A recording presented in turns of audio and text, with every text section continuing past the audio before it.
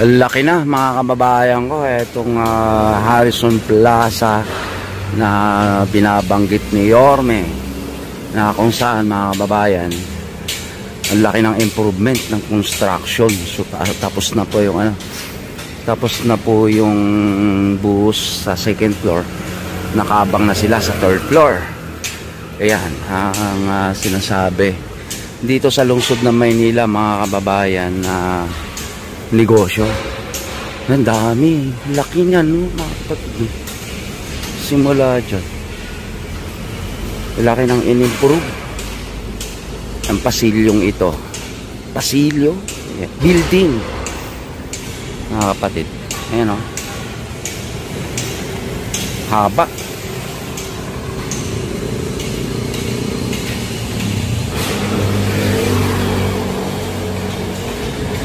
Ito yan mga kababayan ko sa may tapat ng Rizal Memorial Stadium. Mga ilang beses na rin po natin to na ibablog, no? Ngayon po kinukumusta lang po natin mga kababayan ko, dahil ika nga ni Yorme, by early 2030 operational na po ito mga kababayan, itong SM Harrison. So atin ikutan ito ngayong araw para tingnan natin hanggang dun sa kabila, dahil kung dito lang tayo sa may bandang Dakota, ito po yung atin nakikita. Tingnan naman natin dun sa kabila kung gaano siya, kung gaano kalaki na yung improvement. Isang ikutan po dito sa area mga kababayan para ma-update po kayo dito sa ginagawang SM Harrison. Bumilis yung pagko-construct mga kababayan. Hindi na natin nakikita yung Century Park. Dati kitang-kita natin yung Century Park dyan. Ito ay sa tapat ng Rizal Memorial Track and Football. Ayan siya. Naandito ang isang building ng SM mga kababayan. Kakibat nito yung speech ni Yorme sa SM Manila. Yun o, bilis ng gawa nila o. Abang na sila sa second third floor.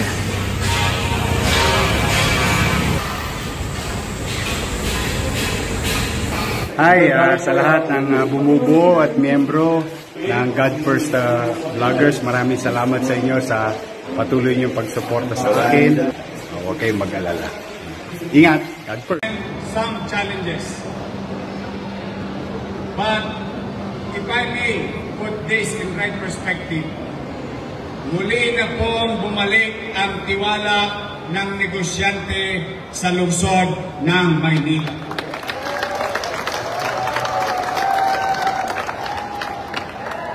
For those who are listening, students, future workers, and professionals, after your graduation, you will look for jobs and opportunity. Biyawaan Diyos, pag tayo'y naging mabuti bilang pamahalaan sa pakikitungo sa mga negosyante, mas maraming negosyo, mas maraming trabaho para sa batang Maynila. That is our goal. Pagyabungin ang hanap buhay para ang hanap buhay makapagbigay ng oportunidad sa mga gagraduate sa atin dito sa lungsod ng Maynila. Para sa inyong mga anak, para sa inyong mga kapatid, mas maraming negosyo, mas maraming buwis, mas maraming negosyo, mas maraming trabaho para sa mga taga-lungsod ng Maynila. And to put substance to it, on top of the newly registered unprecedented numbers of new businesses registered in the city of Manila for the past 3 months, here we are with Mr. Carlo Alampay, Vice President of SM Prime Holdings, Jay Aranas, AVP for Marketing, SM Head Office, Alan Harantilla, Operation Head for SM Manila and Santa Mesa. Here they are, and I would like to inform you, I just approved 2 months ago of the additional investment of SM in the city of Manila with regard to SM Manila and SM San Lazaro, amounting to billions of pesos on 2026 and 2027. And as an update, full blast construction. Matagal do, manghina ang construction ng SM sa Harrison Plaza.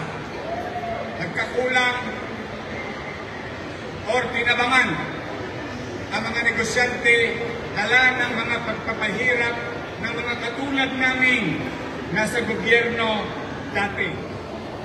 Ngunit, pag-upo ko noong July 1, I spoke with their boss and I told them, can you please fast-track the new development of SM Harrison Plaza and Ermita Malate area.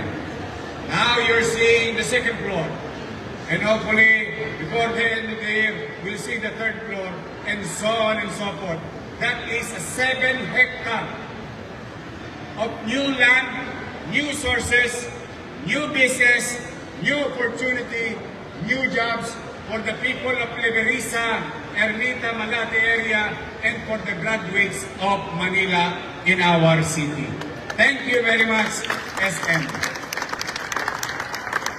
Mapasasama kayo ng ulan nang dumamig pa kayo.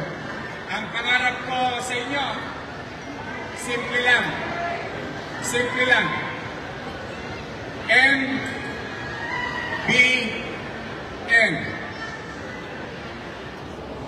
Minimum basic needs. Housing, education, healthcare, and jobs.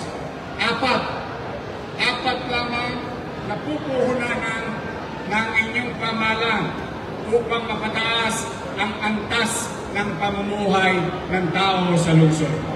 It's not easy despite of our fiscal problem. Makakaraos tayo. Pumanatag kayo. Maitatawid natin ang ating lungsod. Because, why am I saying those things? You can see in the pictures. Mga tinira ng mga manyonyot natin, litratista, photographer, and so on and so forth. Totoo yung sinabi kanina. Dito sa banda. So, close yung ano niya, dingding niya. No, pataas. Dito banda yung rustan. Ayan. You know. Maluwag siya sa part na to. Tuloy tayo mga kababayan. Silip-silipin lang natin hanggang dito sa ating bandang taas. Yan. Pumikiulis doon dito. Tapos na yung second floor. At kung sabi ko nga yung poste, no, ang tignan natin, nakaabang na yung pa third floor. Yan siya. Tapat na tayo ng Bangko Sentral ng Pilipinas. Ayan na siya mga kababayan.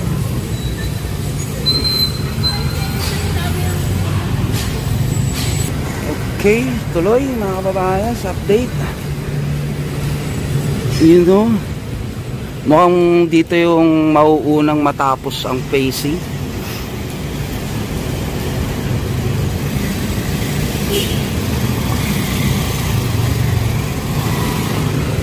Dahil internal na yung ginagawa nila, no? Kumbaga kinakabit na nila yung sa mga daluyan ng tubig ba yan? Yan. O kaya ayun o, kulay pula. So may gumagawa na sa internal. Not unlike dun sa kabila, building yung ginagawa.